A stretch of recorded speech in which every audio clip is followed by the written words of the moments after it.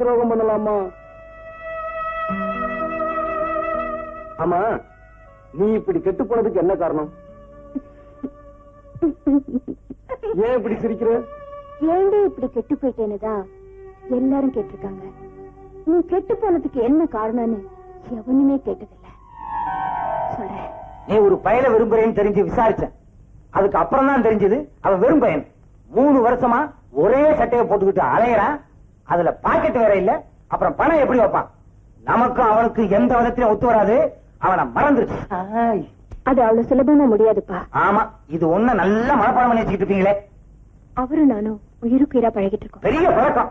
கல்யாணம் பண்ணி குழந்தை பத்ததுக்கு அப்புறமே பொண்டாட்டி யாரும் தெரியலங்கிறான். ஒரு நாள் பழகினதுக்கு அப்புறம் உனக்கு புருஷன் ஆயிடுவானே. ஆயிட்டாருப்பா. ரொம்ப சந்தோஷம். எதை? ஆமாப்பா, நான் தாயாயிட்டேன். தாயானா என்ன? ஒரு லேடி டாக்டர்